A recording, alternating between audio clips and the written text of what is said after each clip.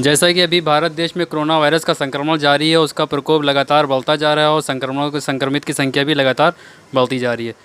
मुस्लिम समुदाय का एक बड़ा पर्व बकरीद आने वाला है, ईद उल अज़हा। उस सिलसिले में आइए हम बात करते हैं सहाबा एक्शन कमेटी के अध्यक्ष जनाब अब्दुल वहीद फ़ारूक़ी साहब, जो एक सोशल एक्टिविस्ट भी हैं और लगातार एडमिनिस्ट्रेशन के संपर्क में हैं। आइए इनसे बात करते हैं इस सिलसिले में, क्या इनका एडमिनिस्ट्रेशन से किस सिलसिले में बात हुई है, क्या इनको आश्वासन मिले। आज कमिश्नर साहब और जॉइंट कमिश्नर साहब और हमारे शहर के आला अधिकारियों से एक मीटिंग थी। उस मीटिंग में सहाबा एक्शन कमेटी की तरफ से 4-5 जो बहुत अहम इश्यूज़ थे, जैसे कि बकरा मंडी बाज़ार लगने के सिलसिले में, और जो व्यापारी जो किसान बाहर से लेके जानवरों को आते हैं उनको रोकथाम, उनको पुलिस रोके ना, इस सिलसिले में, और सोशल डिस्टेंसिंग के साथ में ईद उल अज़हा की नमाज़ पढ़ने के सिलसिले में सहाबा एक्शन कमेटी ने उसमें एक प्रस्ताव दिया। पहले भी लिख के दिया जा चुका था, इस बार भी ये कहा गया कि शहर में 1500 मस्जिदें ऐसी हैं जहाँ पे सोशल डिस्टेंसिंग के साथ में 200 लोग नमाज़ पढ़ सकते हैं। और हमारे सामने एक इशू, हमारे जो मीट का व्यापार करने वाले भाई हैं जिनको भूखमरी की कगार पे लोग आ गए हैं, उनके लिए कि उनकी दुकानों को जल्द से जल्द खुलवाया जाए। मेरी बात को बहुत संजीदगी से कमिश्नर साहब ने और जॉइंट कमिश्नर साहब ने लिया और उन्होंने मुझको ये आश्वासन दिया है कि आपके इस मुतालबे को हम लोग आगे ले जाएंगे। जहाँ तक जो जो चीज़ें मानने वाली होंगी उनको माना जाएगा। इसी सिलसिले में एक सबसे अहम बात जो मैंने करी कि सीए, एनआरसी और एनपीआर को लेकर के रोज़ाना जो बेकसूर लोगों की गिरफ्तारियां हो रही हैं, उस सिलसिले में मैंने बात करी तो कमिश्नर साहब ने मुझको ये यकीन दहानी कराई और ये बताया कि अब इसमें कोई भी अभी फ़िलहाल अरेस्टिंग नहीं होगी। जब तक आपके सामने चीज़ें लाई नहीं जाएंगी उनको फ़िल्टर करके आपके सामने रखा जाएगा। मैंने भी उनसे कहा कि जो लोग कसूरवार हैं, जो एक्टिव मोड में हैं, उनके अलावा लोग बहुत से ऐसे हैं कि रास्ते में जा रहे हैं, साहब वो मुल्जिम बन गए, वीडियो में है कि जाते आते दिखाई दे रहे मुल्जिम बन गए। तो ऐसे बेकसूर लोगों को हटाने की मेरी उनसे बात हुई है और उन्होंने यकीन दिलाया कि मैं ऐसे लोगों को मुकदमों से हटा दूँ।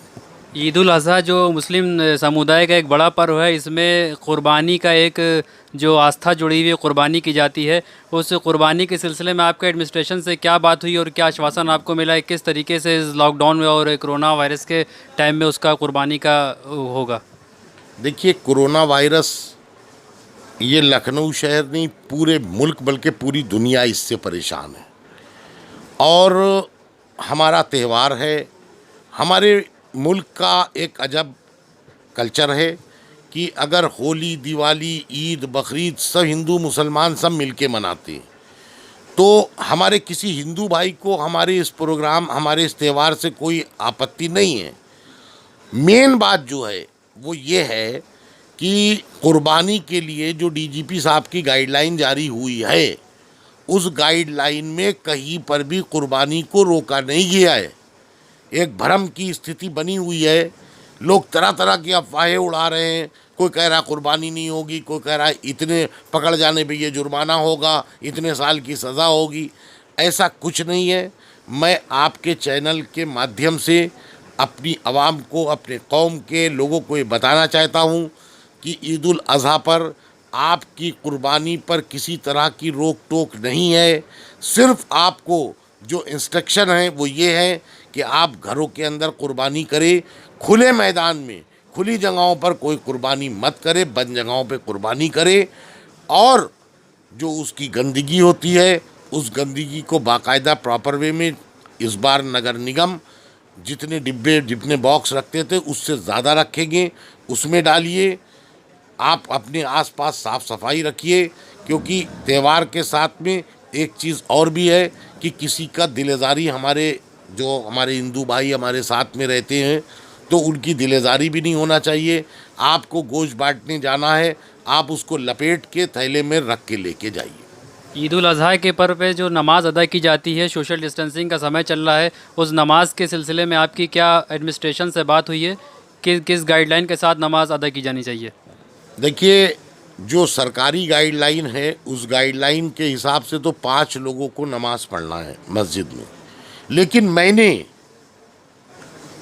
कमिश्नर साहब को, एडिशनल कमिश्नर साहब को और उसके पहले डीएम साहब को, माननीय मुख्यमंत्री जी को मैंने ये लेटर लिख के भेजा था कि हमारे शहर लखनऊ में 1500 ऐसी मस्जिदें हैं जहां पर सोशल डिस्टेंसिंग के साथ में 200 लोग 150 लोग नमाज पढ़ सकते हैं। हमारी बात विचार करने की है और उन्होंने मुझको ये यकीन दिलाया है कि मैं आपकी बात पे विचार करूंगा और आज ही एक मीटिंग है हायर अथॉरिटी की, उसमें आपकी बात को रखा जाएगा। तो आप मुस्लिम समुदाय के ये बकरीद के त्यौहार के लिए कुर्बानी के सिलसिले में कोई विशेष संदेश क्या देना चाहते हैं? मेरा अपनी कौम के लोगों से एक मशवरा है कि आप हजरात ईद उल अज़हा के मौके पे जो आप लोगों की कुर्बानी होती थी वो आप जैसे होती थी वैसे ही होंगी इंशाअल्लाह, मगर आप हजरात किसी की दिलेदारी ना करें, खुले में कुर्बानी ना करें, साफ़ सफाई का ख़ास ख्याल रखें। तो ये थे साहबा एक्शन कमेटी के अध्यक्ष और वरिष्ठ सोशल एक्टिविस्ट जनाब अब्दुल वहीद फ़ारूकी साहब, जो उन्होंने बताया है कि किस सिलसिले से किस तरीके से कुर्बानी होगी और ईद उल अज़हा की नमाज़ अदा की जाएगी। कैमरामैन मोहम्मद आमिर के साथ फैसल मुजीब, आवर 24 न्यूज़ के लिए, लखनऊ।